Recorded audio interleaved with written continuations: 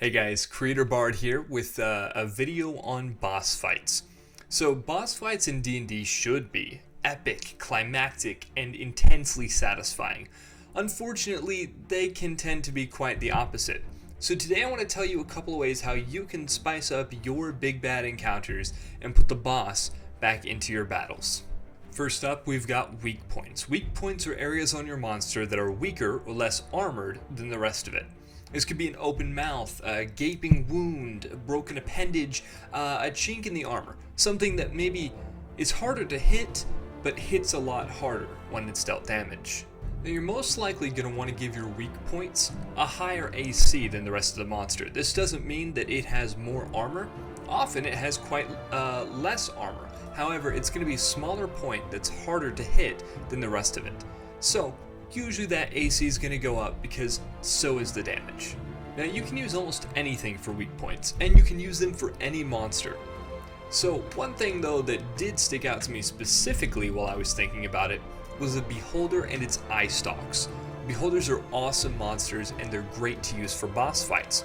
However, they've only got 180 HP, give or take. So if your party's at level 6 or 7, they could realistically blow through 180 HP in a couple of rounds, especially if they use the terrain to their advantage, etc, etc. And then doesn't really seem like there's much else to do. But think with me, what if that Beholder is resistant to all damage types except for on its eye stalks? And then if you hit it in its central eye, it's actually immune to all damage types in its central eye. So kind of the further you go out, the harder things are to hit and the more damage they can take. So the AC on these eye stalks, instead of being at its typical 18, we're going to add 5 onto the AC. So it's going to be 23 to hit those eye stalks. But they are vulnerable to all damage types. So if you manage to hit them, you deal double the damage that you would typically deal, which is a whole lot better than dealing only half damage with an 18 AC.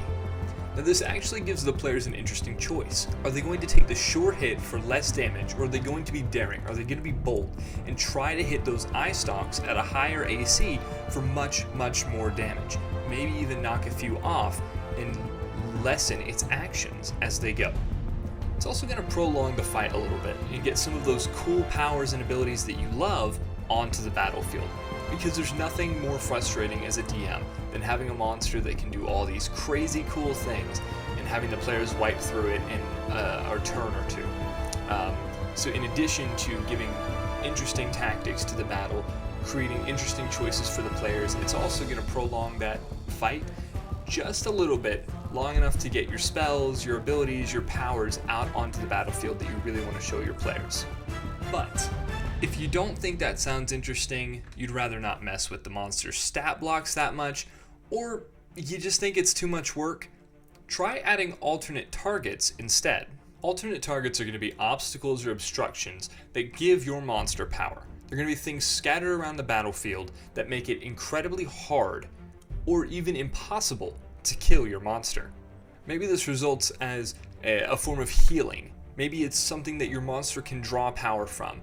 Maybe it's something that just keeps it from dying. Instead of dropping to 0 HP, you drop to 1 HP, etc, etc, etc. Anything that makes it harder to kill that the players have to deal with or destroy first before they beat the monster. These are alternate targets, and they make the game really interesting. Imagine a boss fight where there are 4 arcane implements scattered across the battlefield, and at the start of your monster's turn, every turn, each one of those arcane implements heals the monster for 3d10 points of healing. So that means a total of 12d10 healing points back into this at the beginning of every turn. You deal with one of them. Okay, well now it's just 9 d10 of healing. You deal with 2 of them, 6d10. And finally, it no longer is taking any healing. It makes it very interesting for your players. It gives a whole nother secondary objective to the battle, and it makes the enemy feel really cool. Now imagine the same battlefield, but instead of 4 arcane implements, you have 3 machines that are consistently pulsing with this electromagnetic energy that sends power into your monster that makes it invincible. You deal with one of those, it now takes half damage to anything you deal it. You deal with two of them, it now takes full damage, but it doesn't drop to 0 HP, it can only drop to 1 HP. You finally deal with that third machine, and now this thing can truly die, and you can truly be victorious as a party. Finally, maybe the party stumbles upon a profane rite of this cult, some ritual or another, and the Master of Ceremonies stands in the center, each of the minions bound by arcane energy.